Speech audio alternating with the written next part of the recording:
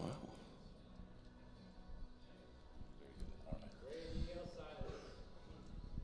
Anyone feeling awkward? Hand check.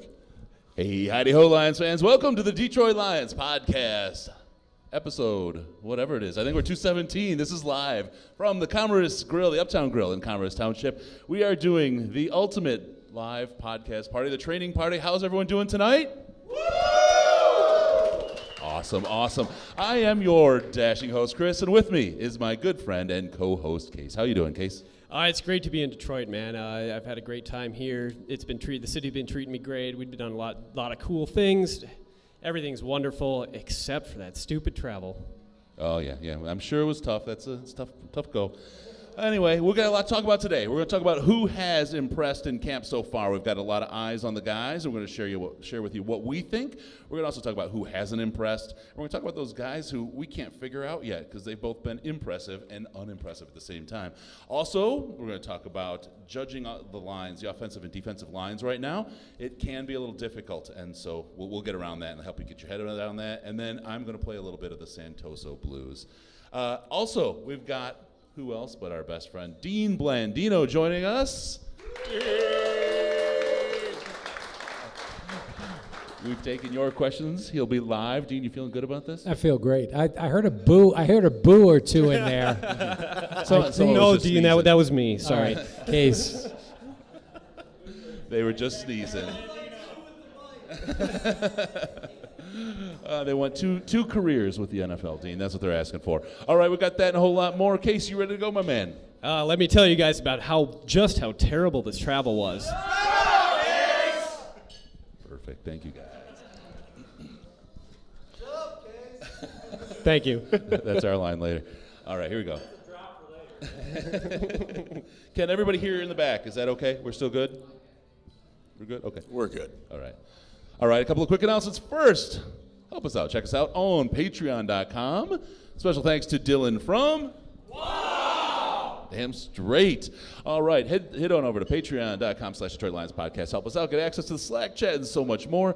Everyone here knows what's up because they're automatic members. All right, also on Twitter at DET Lions Podcast. DET Lions Podcast. It is the very best place to see Case. No pants on. That's right. Or you can see him in Commerce with no pants on. A lot of stuff going on. We're going to talk about fantasy football. Head on over to fantasy.detroitlionspodcast.com. Get your team set up. We got a great league this year. Quadruple the prizes of last year. It's a big deal. It's a lot of fun. And, of course, it's our annual fundraiser. Last but not least, if you want to be on the show, call the Lions line, 929-335-4667, 929-33-LIONS. Give us a message. You get a chance to be on the show. All right, now we're getting the real stuff. Go. All right, it's time to talk about the fun and exciting things going down this week in Reddit, and we are joined by massive expert, really special and proud to have on the show, Case. Thanks for coming down. That's not where I thought that was going, but no, I didn't. I don't know which one of these guys you're going for, but anyone that knows us know no one was thinking Case. We're joined by Dean Blandino and Jeff Risdon live. Thank you guys very much, Dean. Thanks a lot for joining us, making the flight, and being part of this. Yeah, I'm an honorary Lions fan, so I'm here and listening to thank you. Just talking to some of you guys and listening to some of the stories. I feel for you so much. And as is the norm, our big little friend, Jeff Risdon. Riz, thanks for joining us, buddy. My pleasure to be here. This is year 3 we've done this. This is really fun. something. It's fun, man. So fun. Every year. I'll always learn something new and always have a lot of fun. Also add some stuff. For those of you checking us out, we are on YouTube right now doing a live stream as well, so everyone say hi to your friends and family back at home. And let's get into this. Let's talk about training camp a little bit. We'll start out first with who has impressed. And because we've all got a mic, but I'm still talking. We'll start with Carry-On. Carry-On out there has been, the word I used last year when we had him on the field was greasy. The guy could just slide between any hole and then just take off and go. And he has lost none of that. He seems to be even a little faster, though. Injury or no, he had a great pass, an out pass on the left side. Oh, the swing pass. Yeah, the swing pass. Oh, man. Holy cow. Thrown before he even hit the line of scrimmage. It was dead on point. He caught it on a dead run and took was gone. off 75 yards. It was beautiful. For what would have been a touchdown, right? Absolutely. Huge speed, blew past, and really, really hit the burners there. Looking really, really good in camp. I'd really love to see that. Carry-On is a guy that, we talk about him being injury prone. He didn't look like he suffered from anything that happened last year. He looks fully ready to go. He looks hasn't fine. Slowed down Yeah. at all. I'm really, really excited about what we're going to see from Carry-On this year. Case, what did you see out there? Well, same thing you guys did. I also have been getting updates from our writer, Chris Robbins, whose stuff is great on the website if you haven't seen it. He said that Carry-On has already had a couple great plays tonight at the family night scrimmage, so awesome. That's it. Awesome. Okay, that's a good adjective. You would never know that he was hurt by the Right, way he's right, absolutely. practiced. And I've been to 3 of them now, and he's looked very good in all of them. Yep. No, Full that's- participant. Don't worry about that. That's big. That's big. One of the things I'll just touch on C.J. Anderson, not because he's been super impressive. He hasn't been bad. He's been there and done a good job. But the one description I can give, and I love him. He's great. I'm not knocking on him, right? But the way he wears all those shirts and the way that he's like 4'6.5", and I'm giving him the half, right? He looks like the fat kid on the Pop Warner field. I'm just telling you, he attacks practice. He's wearing so much clothes. He looks like a wrestler trying to drop a lot of weight so he can make weight, right before the definitely. thing. He's wearing like 3 pairs of sweats. He's got like a jersey on with a hoodie under it. Who plays football in a hoodie? But he's been working hard and putting in good moves, so I've been impressed with him. He's fast. Yeah. He's not slow. No, he's looked good out there. He is the best pass protecting back that's on the roster now that Mr. Riddick is gone. It's not meant as an insult, and I hope he doesn't take it that way, but just the way his arms and the big clothes when he walks, he just looks so funny out there. So he's good. We'll have a lot of fun with that. From one big man to another. That's right. Big man talk here tonight. All right, let's move on to Hawkinson. Riz, you saw Hawk in his first week. You saw some stuff. You heard from Schlitt, who was there.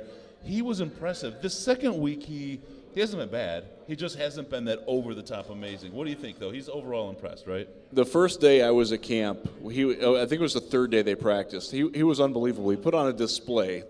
His ability to catch passes that are away from his body, like naturally. Like he doesn't have to see it coming. He can just turn and like, oh, it's here? I got it.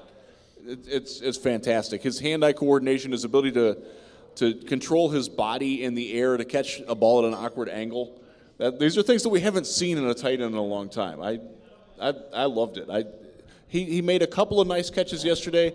The agility drill that we saw where they throw the ball to the receiver and he turns and he has to run and the defender is coming from like 15 yards away and tries to tackle him. That's sort of like a modified Oklahoma drill. It's not full contact though. He put a move on. I forget who he juked out, but he wound up on the ground, and Hawkinson just sort of looked back at him. And he's not a taunting guy, but you could tell that he was like, yeah, I got you. Hold on really quick. You said a modified Oklahoma drill. Let me go to the officials. The Oklahoma drill is not allowed. That has been banned. I want to emphasize, Dean, you want to get the Lions in trouble? It was here? non-contact. They were not even in pads yesterday. I want to know, does he have a shot at starting this year? Oh, yeah. You think so? Oh, yeah. He does. Okay. Yeah. He's probably the premier tight end. He's been phenomenal. It wouldn't him and surprise me Jesse if James and he's been better than Jesse James. We'll probably talk about Jesse in a little bit, actually. Jesse may be in a little bit of trouble. Okay. Yeah. I would be very confident that Hawkinson will be no worse than second in targets on this team. Yeah, no, Hawkinson's been phenomenal. Mostly we've seen Jesse James used in the role that I kind of expected him to be used in, which is, in not like spectacular pass catching situations, but in like safety blanket type situations. So if that's the way he's used come regular season, I'm not upset with that. I mean, T.J. Hawkinson is going to be the one with, if you need, the spectacular play, they're going to draw up his number more often than James. The first day that I was here, he did a red zone drill, and he made a couple of catches that were like, the old 85 ain't catching that. Oh, no, he's good. All right. We're going to talk about someone else now, someone that Case came in loving. It isn't quite to the level of... I love Alexander. But he is very, very close. It's Ty Johnson. Case, tell me about it. What'd you see out there? He has been so electric. I did not really expect that much from him. I was just thinking, just a speed guy. But no, they've used him running up the middle a lot, more than I expected. He's stronger than anybody really expected as far as the fans are concerned. He's caught some passes. They've used him in the pass game, which apparently early on in practices they weren't using him much that way. So some of the beat guys were a little bit surprised that they're thinking that he wasn't going to be in that role, but then they started implementing him, and he was wonderful. He caught a pass on a wheel route that was beautiful and would have easily been, a 50, 60-yard touchdown. So I've been super impressed with what he's doing. And when they put him in drills against linebackers, he just outruns them around the outside. So. All right, now we do have a quote from Riz about Ty Johnson. It's real easy to get. Oh my God, it is Sir Mix-a-Lot booty thick. Sir Mix-a-Lot booty thick. Do you still stand by that? He's not that thick. He's not C.J. Anderson. No. And Anderson has got the booty. Johnson does have great hair, though. I'll give him that. Oh, yeah. He's looked very electric. He is a big play guy. It's like if Carrot Top had, actually enjoyable hair. Right, yeah. And couldn't kick your ass. It's the weirdest thing that Carrot Top can kick your ass, man. Still freaks me out. I would pay. All right, and then Riz, he's been pretty high on a guy named Andrew Adams out there in camp. Riz, Andrew Adams, and just before we went on the air, Adams apparently made a big play down at Ford Field at the scrimmage. He is certainly making the team. There's zero question about that. When we signed him, he's a safety, by the way, for the people who don't know. 5 interceptions last year? 5? Yeah, from the Tampa Bay Buccaneers. Bucs fans are a little 3 upset of them that he in got one away. game? What's that? Was it 3 of them in one game? He did, yes. He's shown that in camp. He's a ball hawk. You can see that he sees what's going to happen just by looking at the alignment. He has good savvy instincts. He's clearly studied. He's a very good fit for Patricia. He can play in the box. He can play over the top. He's been the only guy, aside from Diggs, who is getting these single high safety reps. Yeah. So that tells me that he is the backup free safety, and that means that he's got a lot of value of that. Tracy Walker, as much as we like him, we forgot to write him down, but we need to talk about Tracy Walker. He's been awesome. We will definitely talk about Tracy Walker. He's been a lot of fun. But Andrew Adams has been a very pleasant surprise. He is no worse than the fourth side. I think the safety. I think he's going to play more than Tavon Wilson, and that's not necessarily a shot at Tavon. Definitely, either. I'm with that. Yeah, I think he's played very well. He has definitely earned the respect of the people in the media tower. I'll tell you that. Excellent. All right. We're going to keep going. Let's talk about a cornerback. Cornerbacks have been a position of worry for the Consternation. Consternation. Very good word. Wow. Nice. Local thesaurus. It's nice to have you on hand. All right. Rashawn Melvin. Let's talk about this. Case, you had some good things to say about him the other day. Yeah. We watched, individual drills between wide receivers and cornerbacks, which is a lot of fun. He was being pretty sticky on everyone he was covering. He may have given up a pass or two. There may have been one that Galladay got on him, but it was a spectacular catch. But otherwise, as far as being a CB2 now that Slay is officially activated again, and he's playing tonight in the scrimmage going on at Ford Field. Now that Melvin Gordon is, I do strongly feel that Melvin Gordon will be the quarterback too. I mean, granted, I only got to watch 2 days of camp, so I don't know what he was doing previous to that, and hopefully he maintains what I saw. But if he maintains what I saw through 2 days, it's a clear cut. Like, he's the number 2, and some of the other guys who are fighting for the depth, Amani Arouarier, Justin Coleman will be in the slot, like that kind of thing. I don't want to talk too much about those guys yet because we'll get to them, but I was just very impressed with how sticky Rashawn Melvin was. He was blanketing his guys pretty regularly. He's been good. We talked about it a couple of episodes ago when I was at my son's basketball practice, and you could hear him in the background. I talked to him up then. I've been very impressed with what I've seen. He can play man. He can play off man. In the little zone that the Lions have shown this year, he's looked comfortable in that. He is going to be the starting outside cornerback. I don't think there's any doubt about that. All right. Got a lot else going on. We got the live chat going as well. I'm monitoring that. Carter, don't worry. We'll talk about that tonight. And there's a couple things we're going to get to out of there. I do need to go to what Dean was talking about just a moment ago about Jesse James. And he's not the guy we put on under who's impressed, although he hasn't been unimpressive either. Logan Thomas is a guy who's impressed. Logan Thomas, he didn't do much yesterday. The other 2 days I was in camp, he looked very good. A guy he's a blocking tight end. Remember, he played quarterback at Virginia Tech, so the fact that he can block acceptably is cool. He's made some really nice athletic catches. It's tough for tall guys. He's 6'6". It's tough for tall guys to catch the ball low to the ground. He can do that without falling to the ground. He did that a couple of times. He has a very good rapport with Tom Savage, working with the second team. So it could be one of those deals where if God forbid Tom Savage has to come in, you could see a lot more of Logan Thomas. I was going to say, if the Lions season has to rely on Tom Savage to Logan Thomas, no. we are in trouble. So let's not. I've covered both 0-16 teams. That would be the third one. And we didn't put Tom Savage on the list, but he's actually, I mean, he's having a good camp. Like, it's nobody, we all recognize that if Matthew Stafford goes down for a significant amount of time, we're pretty well screwed. But if we had to put Savage out there for a drive, we won't automatically lose that game. Or a quarter. Look, Tom Savage has not been terrible in camp. Maybe a quarter is pushing He's it. I been don't better know, than anybody they've had in a Since while. Sean So, Hill. Yeah. He's actually probably the best backup they've had since John our Kitna bar started. is pretty low. All right. He's certainly better than Castle. Ugh. Yeah, God, that was horrible. All right, so yeah, Logan Thomas has been impressive. Jesse James hasn't been bad. He's been blocking fine. He's been getting short yardage catches, the kind of thing you would expect out of a standard number 2 tight end. It's just been Logan Thomas has done more.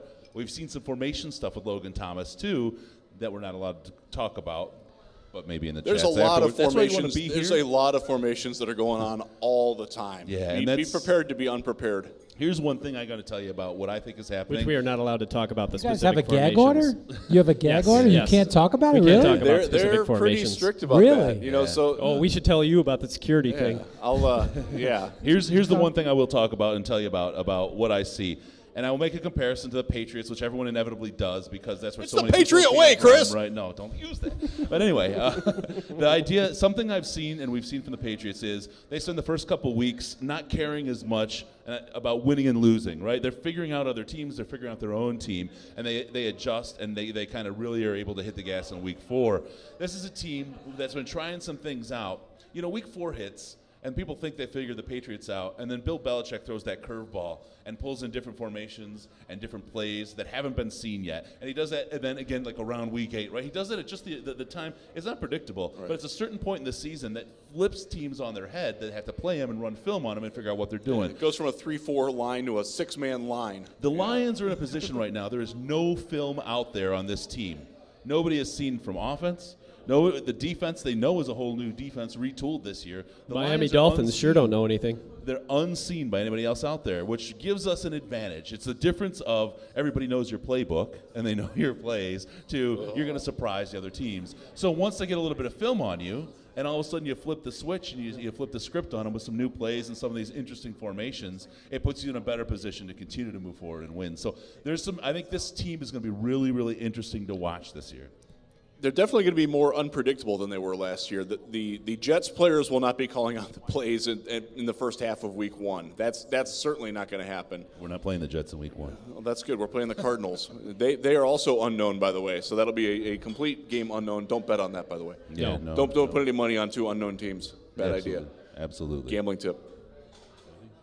On Logan Thomas? no, I mean JJ? he's looked good. He's looked good. Are you a big Jesse James fan, Dean? The outlaw. Yeah. Not the football player. But Case was telling me that you guys were accused of being spies. Well, yeah, and we covered it in our live stream, but we Did you? could tell the story because a lot of people who are going to be listening to this didn't necessarily see the live stream the other day. So the first day of training camp, Chris and I are sitting there. We're up at the back of the stands, so we can have a good view, like a high view of what's going on, and. They tell us, before we go in, no pictures, no video during practice. That's totally cool. Before practice even starts, I think we got a warning because we were on our phones and our phones were like down in our laps or like down in front of us, like clearly not like taking pictures. But whoever, they said there was some video guy that said that we had, to come warn us or whatever. So guy comes warns us. We're like, yeah, no, that's totally cool. We understand. We'll abide by the rules. We don't want to get in trouble or anything. So I don't know, half hour later, we come up and get told again that and the second time the guy comes up, he says, we don't know, if you're working for another team. You might be here from the Miami Dolphins. Which of all the teams Right. that like You for guys him to look very throw out Miami. there- Yeah, You and- definitely well, I look mean the very irony of course Miami. being that he is You- that he yes. does It's live the in Florida lavender now, but, pants. I was worried that if I actually look like Florida man after Right. just 2 years of being there, it's all over. Everything is so done. you know we've now been accused of being Miami Dolphins shills, and The and we inevitable try to Super I Bowl try to matchup. bring the guy back to us just to talk to us to like try to figure the situation out, and all he says is one more time we have to warn any of you guys, and it was me and Chris and Kent Lee Platt. And said, we have to warn you any more times, you're banned from training camp for 5 days. So, fortunately, we said, it's not worth it. We put our phones down. We didn't deal with it the rest of the time. But Chris came back the next day and had a conversation with them. I'll let you. Oh, so I did. I talked to security. Sorry, I was checking the live chat. Talking to security and showed them that if I put the roster behind the phone, the camera doesn't work. So how about we do that? And they were very kind and helpful and let us do that. But they were all over us. They were hawking us like stink on case. It was terrible. So anyway, thank you very much. It's interesting. I bounce between Browns camp and Lions camp, and in Browns camp they don't discourage the media from live tweeting, from shooting a clip and tweeting it out there. If we did that in the media tower in Detroit, we would not be back there again. It's an Crazy interesting this thing. year. Different than ever before. And I've been to Texans camp, I've been to Bears camp, and they're more like the Lions than the Browns, but there's definitely a veil of secrecy. And Patricia got asked about it in the press conference. Casey, you were there for that. Yeah. And he had an interesting thought. He said he assumes that everybody sees everything one way or another, and he doesn't want to be paranoid about it. He doesn't want to seem that way. But at the same time, they're a little. It was Deny him the opportunity if he can. clearly like an execution issue. It wasn't a policy issue. There was just Right. the clarity on exactly what or wasn't allowed didn't seem to quite have filtered all the way through the organization yet. So hopefully that's getting work done. Yep. All right.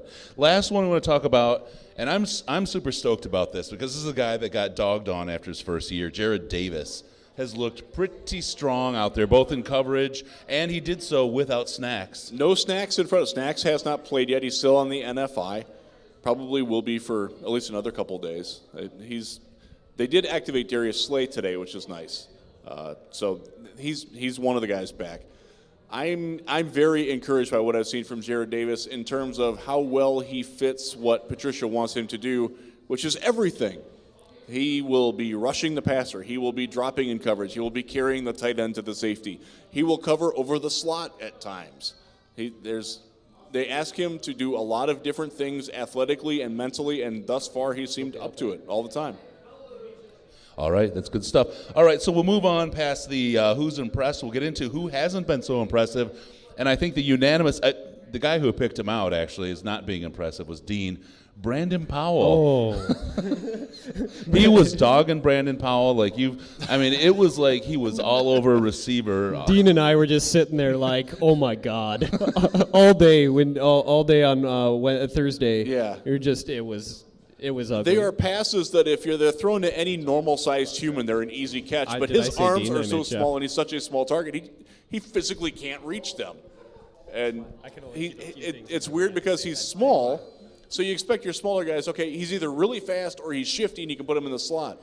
Well, Powell's a 4'6" guy, and he's not very shifty. So I don't see any way that he makes the team. And, in fact, I would probably put him at the bottom of the wide receiver depth chart if I were doing it not knowing what the depth chart looked like last year coming into it and not having expectations. He's been the least impressive wide receiver in Allen Park. Yeah, and I don't like to pick on a dude like that, but he was a fan favorite for a minute as a UDFA. People thought, he's got those electric moves. Maybe he's the replacement for Tate, that kind of thing. I'm sorry, everyone. It's just not.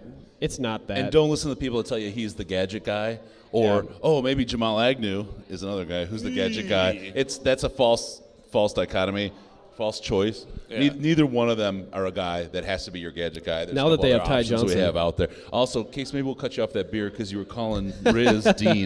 Do you know what they look like? You won't cut me off. I'm just on. I will I'm on fight Case's you. mind. It's just It's natural. visions of All right, next one. Dean And the this dancing one- machine in my okay, brain. I'm going to say this name, and we're going to let everyone in the crowd react. This is on someone who's not impressed so far in camp this year. It's Matthew Stafford. Probably Commit the right to action. it. Commit to it. Probably the right reaction, yeah. he's just not been on point.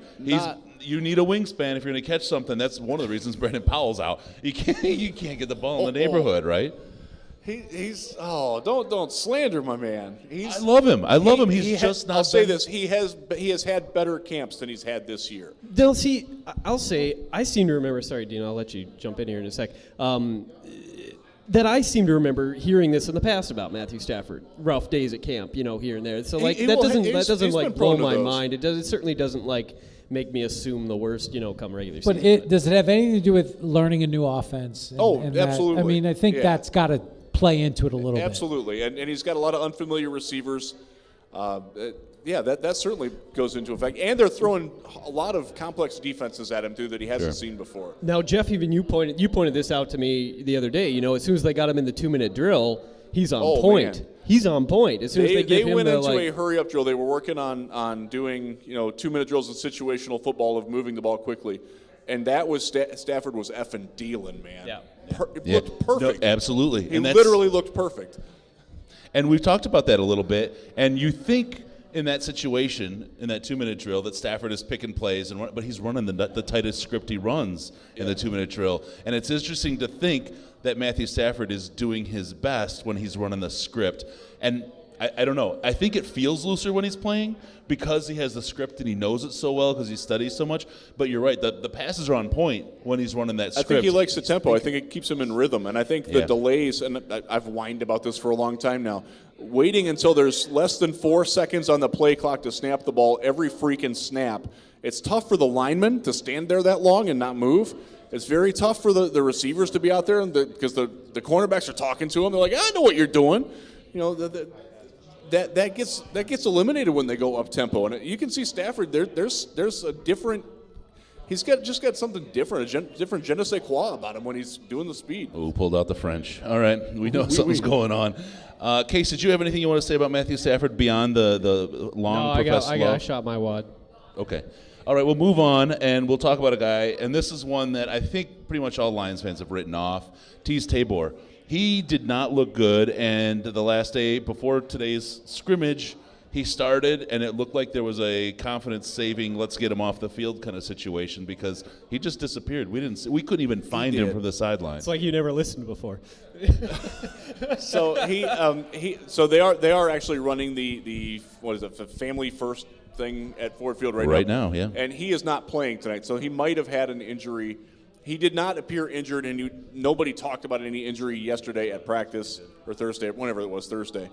So, yeah, he had a great day Wednesday. Everybody talked about it. Even the skeptics in the media, and I'll let you figure out who they are, talked nicely about him. They're like, you know what? This is probably the best we've seen of Teez. He had a rough outing. He got torched by Jermaine Kearse. Jermaine got, exactly.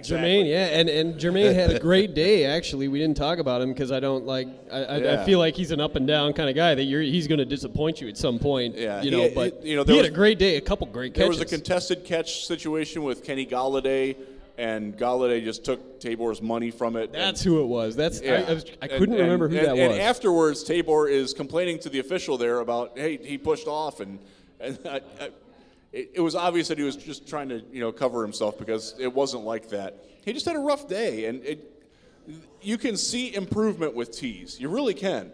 It's like the game has slowed down a little bit for him, but he's so slow that it's got to slow that much more because he's a 4-7 corner. What are you going to do with that? Yep. And he can't play inside.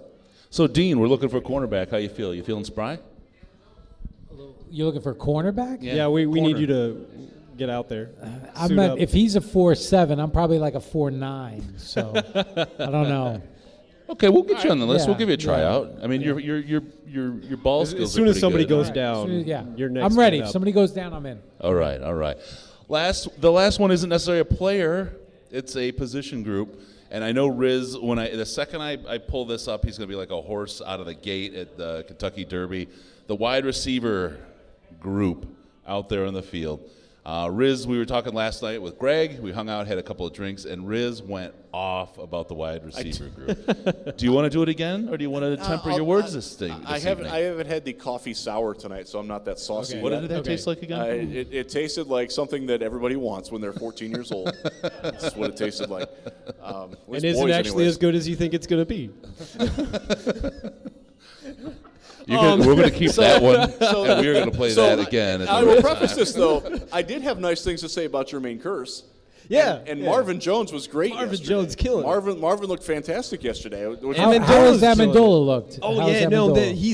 He's Danny Amendola. You know what you're getting. Yeah. And He works hard. Every bit of it. He stays healthy, and he very well could be It's the lead everyone reception getter after on this team. those top three guys, and I know, like we said, Jermaine Kearse, but like I'm not going to include him in that group because I don't know if that. I feel like that had to have been an aberration. He did But- nothing before that. Leslie, I mean- who's going to step up after those three guys? Yeah, who's going I to don't step know up? who is going to step up. Dean? Hawkinson. Did you know that Chris Durham was actually roomed with No. I'd never heard that before, Chris. Clayton Kershaw? We'll get there. There you go. No, Andy Jones is up. Has had a couple okay things happen. He also had the ugliest drop I've ever seen in my life. They put Chris Lacey to work the other man, day. he got like 4 or 5 throws in In a row. Yeah. Yep. But it was nothing out of it was like that super impressive either. So, I'll guys- relate this to. I don't want to compare teams because they're very different organizations. But right now, the 8th receiver that's in Cleveland would be the number 4 receiver in Detroit. Yeah. And that's problematic for me. Yeah, That's why that Riz went off. I'm Now, a little having more seen, optimistic. Having seen a good day from Jermaine Kearse gives me some encouragement. Right. But the rest of the guys, my guy from Franklin College, DeAndre Alexander, I used to live in Franklin, so I'm rooting for him. This is a guy we got in the chat. People want to know. No one's writing about Deontay Alexander. Tell us how Deontay. He's fixing for the practice squad is what he's doing. He's got a good size, good speed. They tried him a little bit at return the one day. It didn't go great. Nothing's really gone great with the return. That's tough to judge special teams though when they're not live hitting. Agnew apparently had a really good return tonight. That's surprising. He couldn't catch the ball yesterday. I don't know. Yeah, well, I saw him try to bobble one, but then corral it yesterday. Well, let's put him under the crazy list. Let's get into the guys. Yeah. They haven't been impressive. They haven't been unimpressive. It's just been nutty. It's been crazy. And we'll start out. And Danny Amendola seems to be the punt returner, just so everyone's aware. We'll start out with Jelani Tavai. Here's a guy who was, we'll say, polarizing at the draft. Is polarizing a good word to I think use? that's being too optimistic. Unexpected draft at that point. Jelani Tavai Who's has Jelani been Tavai? both I've never heard of him. really, really good and really, really bad. And this is the very schizophrenia of You this got to list put of crazy the really kind of plays. bad in context, though. When he was really bad yesterday was in one-on-one pass coverage drills. That's not what you want him doing. And the running back drills the day before. He was Right. when the running back, the blocking drills, Yeah, right? yeah. He was getting stuffed by a running back every single time. He's not creative as a pass rusher. No. He's one of those guys who's going to try to bull through you. Yep. And That's his move, the bull rush. Yeah. And then he's got to learn that. He doesn't seem to have a whole lot, or didn't pull it out of his toolbox to try to use that.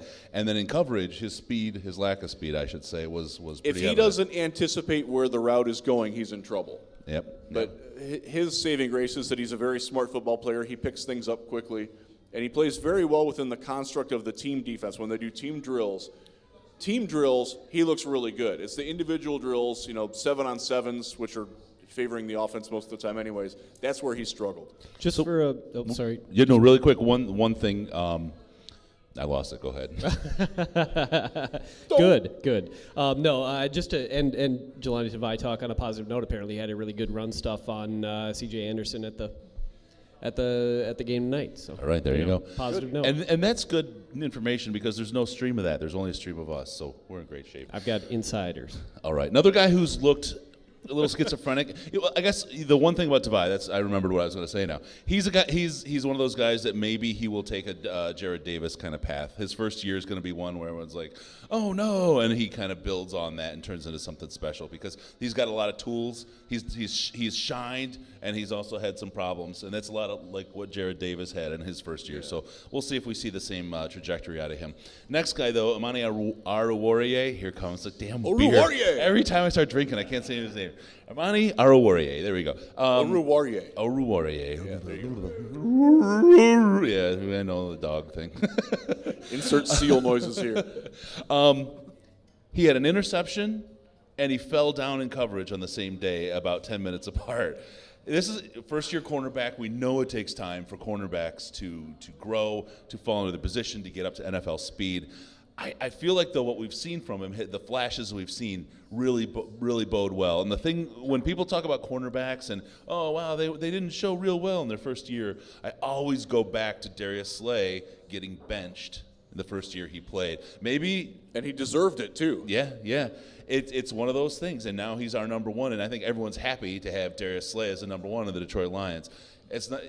I'm not going to say that's going to be the same trajectory for our Warrior, but I'm going to get this, I swear to God. But he's got some really, really shiny, good points to what he's doing. He's just got to work on those skills and continue to grow. He seemed to step above Tabor, which is at least what you want, right? So the first day I was in practice, he was primarily with the third team. He got a couple of second team reps. Yesterday he was running with the ones, and he did not look out of place. And I like to see that kind of growth. And Patricia took a very vested interest in coaching him. He had a rep where he got a little bit high up in his back pedal, and Patricia signaled over to him, "Come over to my golf cart," or whatever the thing, ATV. Four-wheeler. Come on, get it right. Yeah.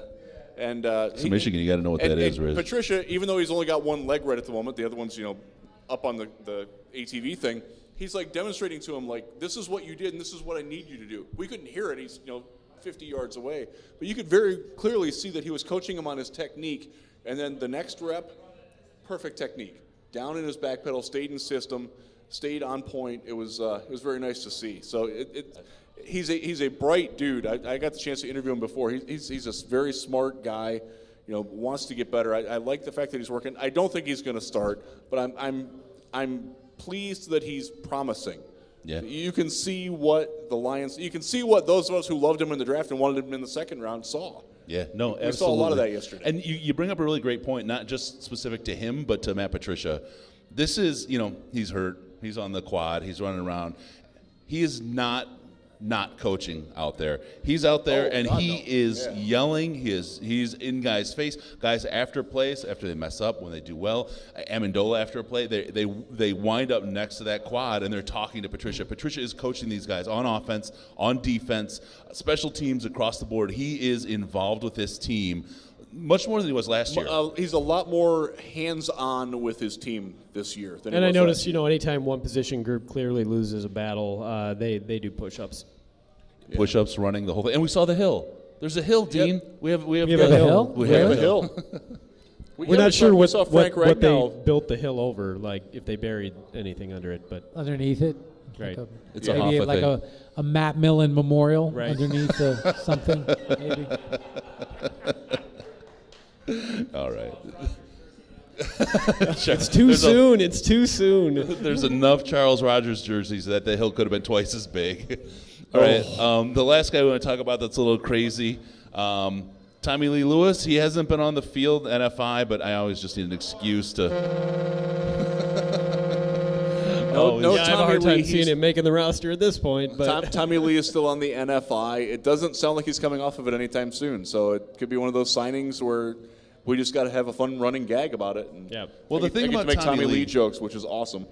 Dean, that Tommy Lee thing, was that pass interference last year? I was going to say, Tommy Lee Lewis is an important figure right now in the Yes. rules change world because he was the receiver that was interfered with, and now we have that. And now, new of course, rule. he's on the Lions. Exactly. Now he's on the Lions. Better now than before. You would think that he would have been on the Lions Exactly. as Right. a result. Yeah, but no. Yes. Maybe our tide is changing. Probably wanna tell not, but Do you want to tell the Agreed. story about being in New Orleans airport when that pass happened? Oh, God. So Chris and I were coming from the Shrine game to the Senior Bowl. We landed in New Orleans right as the game was going on. And as we're walking through, their airport's a CF nightmare. And there was a government shutdown Yeah, on top of it, the government right? shutdown was going on. So there's like a 2-hour line to get through their security but everybody's watching the Saints game, and they're happy because it's on all the TVs. That play happened right as we're walking out of the terminal, like to go to baggage claim. And we're like, we got to get the hell out of here. Oh, there were some angry people. People were throwing things. Yeah. They were angry. The security guards were going nuts. They Yeah. were egging them on. It was rough. So we got to the car rental counter as fast as we could and got the hell out of Dodge. We're like, whatever you can give us, let us go. All right, yeah, no, absolutely. And so then the other part was we had to drive by We did have to drive right by the Superdome. to get to Mobile. And we were like, okay, so the traffic's already going to be bad after a game. I don't want people ready to shoot somebody, especially a couple of knuckleheads going to the Senior Bowl. So we got out. We made it just in time. So that We was did make it. All right, so from there, we want to talk a little bit about the offensive lines. Because there's been a lot of questions about, hey, what about the defensive line, the offensive line? What's going on with that? It's so hard to talk about when they've been running. I mean, first of all, Thursday was a no pads practice. Wednesday, even padded practices, it's not like, you can watch them in drills, like in the one-on-ones, but when they actually start, scrimmage plays or anything like that, it's really tough to get any gauge of it because it's not, it really isn't full on. Hopefully, as soon as they start scrimmages with the New England Patriots this next week, then we're able to expand on our, opinions on how the DL and OL is doing, and hopefully by then most of those guys are active. The only thing we can say about the line is that they have rotated guys at the position trying to start at left guard. We still don't know who it is. I'm going to defer to guys who are there every day, and I'll mention Eric Schlitt, my Lions Wire colleague, Justin Rogers, and Jeremy Reisman from Pride of Detroit have all mentioned that the guy that I predicted to win it, Ode Ibushi, ain't going to win it. That's about all we've heard. That's interesting. Yeah. All right. I liked Ode. He was passable. And really quick before we get through this one piece, I do want to sing a little bit of the Santoso blues. Ryan Santoso this year has not been what he was last year. I thought it was his opportunity. I thought last year was his opportunity to take over that position. I love Sam Martin. He just wasn't doing it. And Santoso was.